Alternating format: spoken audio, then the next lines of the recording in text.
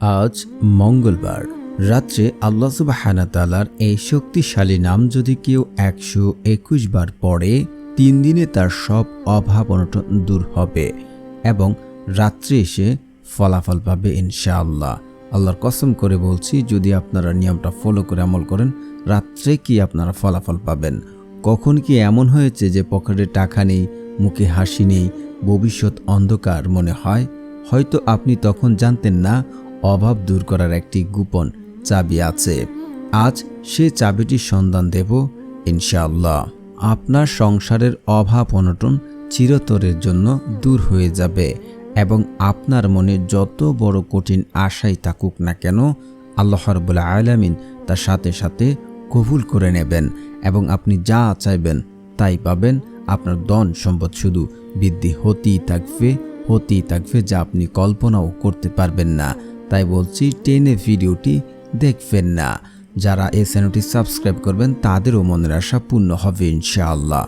আপনি যদি অভাব অনটনে থেকে থাকেন, জীবনে বিপদ আপদে পড়ে গেছেন, কোনোভাবে জীবনে সফল হতে পারছেন না, টাকা পয়সা বৃদ্ধি করতে পারছেন না, অভাব অনটন দূর করতে পারছেন না, জীবনে ধন সম্পদ বৃদ্ধি করতে পারছেন না, যে বড় বিপদ আপদে থাকেন না কেন, আজকের এই আমলটি শুধু আপনারা রাত্রে করবেন, সকাল থেকেই আপনারা ফলাফল পাবেন ইনশাআল্লাহ। আল্লাহর কসম করে বলছি, আজ পর্যন্ত এই আমল করে ব্যর্থ হয়েছে এমন কোনো মানুষ আপনি খুঁজে পাবেন না। আপনারা যদি আমলটি করতে পারেন, ইনশাআল্লাহ আপনাদের জীবনের বিপদ আপদ অভাব অনটন দূর হয়ে যাবে। মহান আল্লাহ মানুষ সৃষ্টি করেছেন এবং তাদেরকে রিজিকও ব্যবস্থা করেছেন। আমাদের প্রত্যেকের কর্তব্য আল্লাহর ভয় তথা তাকওয়া অবলম্বন করা, তার নির্দেশাবলী পালন ও নির্দেশ বিষয়গুলি বর্জন করা। এর পাশাপাশি আল্লাহর উপর অটল আস্থা রাখা, তাওয়াক্কুল করা এবং রিজিক তালাশের জন্য সাহায্য প্রার্থনা করা।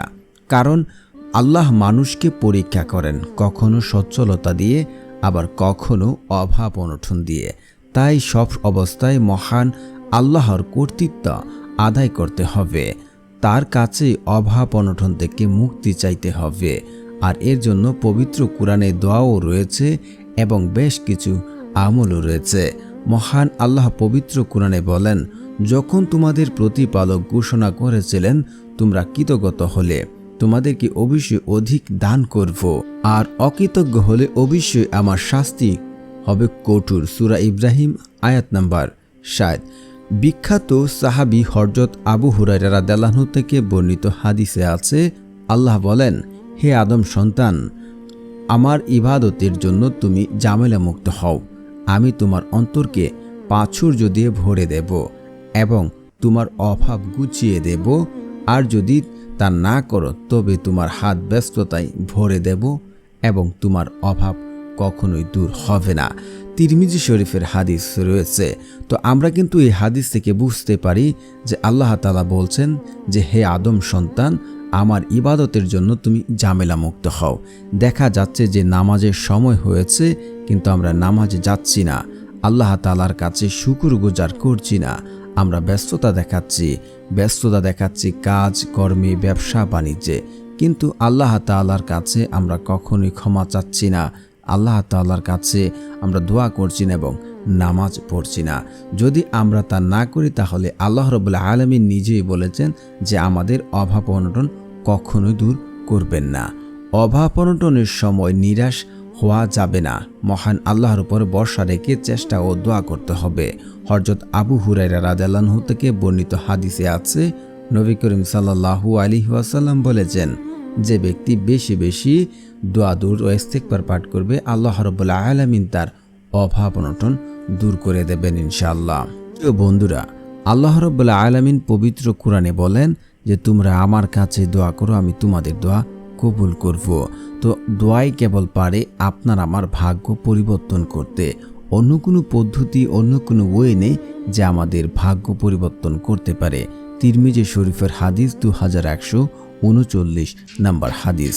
প্রিয় দর্শক ও শ্রোতা মণ্ডলী, আপনারা যদি নিয়ম এবং শর্ত মেনে আমল করেন, আল্লাহর কসম করে বলছি, আপনার জীবনে যতগুলো আমল করেছেন নিয়ম এবং শর্ত মেনে সব দোয়াই কবুল হয়েছে। যেমন এখানে কিছু শর্ত রয়েছে, যে শর্ত পালন না করলে আপনার দোয়া কখনোই কবুল হবে না।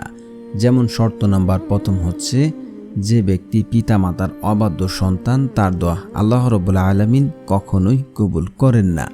দ্বিতীয়ত হচ্ছে, যে ব্যক্তি 5 ওয়াক্ত নামাজ আদায় করে না, আল্লাহ রাব্বুল আলামিন ওই ব্যক্তির দোয়াও কবুল করে না। কারণ যে ব্যক্তি 5 ওয়াক্ত নামাজ আদায় করে, আল্লাহ রাব্বুল আলামিন ওই ব্যক্তির জীবনের অভাব অনটন দূর করে দেন, তার ধন সম্পদ বাড়িয়ে দেন, তার রিজিকের সমস্যা দূর করে দেন।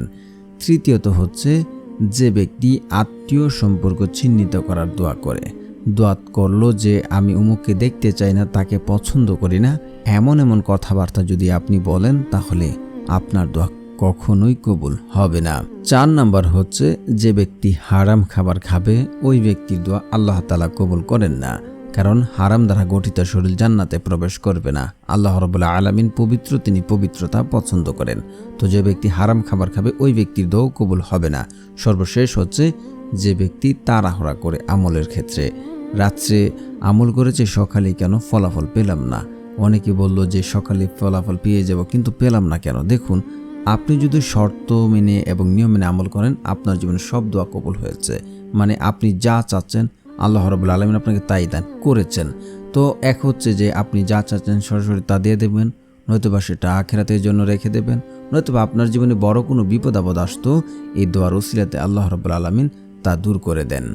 নিয়ম এবং শর্ত ঠিক রেখে দোয়া করলে সে দোয়া আল্লাহ তাআলা কখনোই ফেরত দেন না, হালিয়াতে ফেরত দেন না। কারণ রাসূল সাল্লাল্লাহু আলাইহি ওয়াসাল্লাম বলেন, যখন কোনো বান্দা আল্লাহ তাআলার কাছে দু হাত তুলে, আল্লাহ রাব্বুল আলামিন ওই বান্দাদেরকে খালি হাতে ফেরত দিতে লজ্জাবোধ করেন। তো এত গেল শর্ত, এবং আমরা বুঝতে পেরেছি যে শর্ত মেনে বা নিয়ম মেনে দোয়া করলে দোয়া কবুল করা হয়, কখনো বিফলে যায় না। এখন কথা হচ্ছে, তাহলে আজকের এই আমলটি কিভাবে করব? তো আজকের আমলটি করার জন্য আপনাদেরকে একটু ভিন্নভাবে আমল করতে হবে, যেন আমাদের সংসারের অভাব অনটন দূর হয়ে যায়। প্রথমত, আপনারা দিন বা রাত্রে যখনই পড়েন, আমলটি যখনই করেন, যে অবস্থায় থাকেন, যে সময় সুযোগ পান, আমলটি করবেন। আপনাদেরকে অবশ্যই উত্তম রূপে পরিষ্কার পরিচ্ছন্ন কাপড় পরিধান করে তারপর আপনারা ওযু করে 2 রাকাত নফল নামাজ পড়বেন। 2 রাকাত নফল নামাজ পড়ে আপনারা নিজে নিজে সিউরিটি, বিশ্বাস অর্জন করবেন, আমার দোয়া কবুল হবে, আমি আল্লাহ তাআলার কাছে যা চাই তিনি আমাকে তাই দান করবেন। যদি এমনটা ভাবতে পারেন, আপনার দোয়া কবুল হবে, 100% নিশ্চিত থাকেন। কারণ একটি হাদিস আছে, বান্দা আল্লাহর প্রতি যেমন ধারণা রাখেন, আল্লাহ ঠিক তার সাথে তেমন আচরণ করে থাকেন। অবশ্যই আপনারা একই এবং বিশ্বাস রাখবেন, এবং আপনারা চেষ্টা করবেন অন্তরের অন্তঃস্থল থেকে। ভাই ও বোনের, আপনাকে বলছি, যদি আপনি হৃদয়টাকে সফট করে পূর্বের পাপের জন্য লজ্জিত হয়ে আল্লাহ তাআলার কাছে অনুতপ্ত হয়ে যদি আপনি দোয়া করেন, আপনি যা চাইবেন তাই পাবেন। আপনার 2 চোখের পানি জমিনে পড়ার আগেই আপনার দোয়া আল্লাহ রাব্বুল আলামিন কবুল করে নেবেন। অবশ্যই আপনারা দোয়ার ক্ষেত্রে কায়েম মনোবাক্যে কান্নাকাটি করে পূর্বে পাপের জন্য লজ্জিত হয়ে দোয়া করবেন। তারপরে হচ্ছে, আপনার দোয়া দ্রুত কবুল হওয়ার জন্য অবশ্যই আপনারা বেশি বেশি ইস্তেগফার পড়বেন। তো সর্বনিম্ন আপনারা 100 বার বা আপনার বেশি হলে 1000 বারও পড়তে পারেন। তো ইস্তেগফারের বহু ফজিলত রয়েছে। যে ব্যক্তি ইস্তেগফার পড়ে, ওই ব্যক্তিকে আল্লাহ রাব্বুল আলামিন এমন জায়গা থেকে, এমন উৎস থেকে রিজিক দান করেন, ওই ব্যক্তি কোনোদিন চিন্তা করেনি, কল্পনা করেনি। শুধু তাই নয়, তার জীবনের অভাব অনটন, বিপদ আপদ, দারিদ্রতা সব কিছু আল্লাহ রাব্বুল আলামিন দূর করে দেবেন ইনশাআল্লাহ। আপনারা বেশি বেশি ইস্তেগফার পড়ে নেবেন। আস্তাগফিরুল্লাহ, আস্তাগফিরুল্লাহ, আস্তাগফিরুল্লাহ। তারপর হচ্ছে আপনারা দুরূদ শরীফ পড়ে নেবেন, কারণ দুরূদবিহীন দোয়া কবুল হয় না, আপনারা সকলেই জানেন। অবশ্যই আপনারা দুরূদ পড়ে নেবেন। যারা পারেন না, আমার সাথে সাথে পড়ে নিন, শুনলেও হয়ে যাবে ইনশাআল্লাহ। আল্লাহুম্মা সাল্লি আলা মুহাম্মাদিউ ওয়া আলা আলি মুহাম্মাদ কামা সাল্লাইতা আলা ইব্রাহিম ওয়া আলা আলি ইব্রাহিম ইন্নাকা হামিদুম মাজিদ।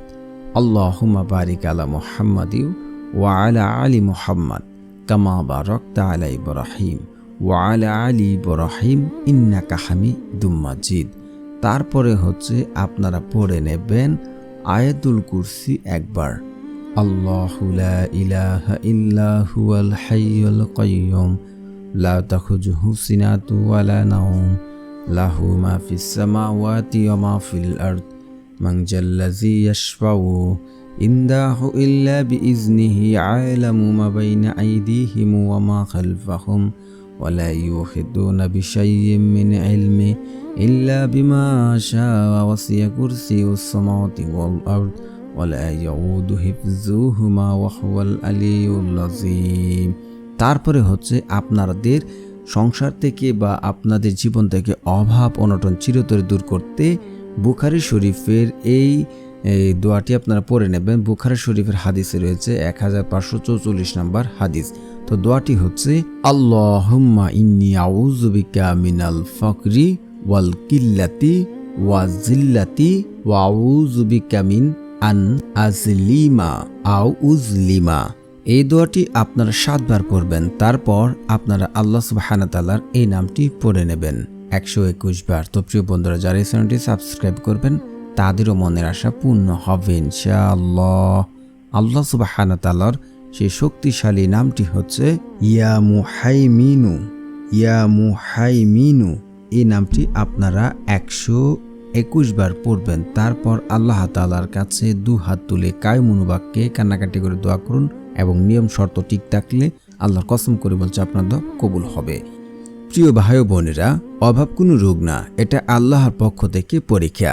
সবর করুন, আমল করুন। আল্লাহর ওয়াদা, তিনি আপনাকে এমনভাবে রিজিক দেবেন যা আপনি কল্পনাও করতে পারবেন না। তাই দেরি না করে আজই আমলটা করা শুরু করে দিন। এটি পরীক্ষিত আমল।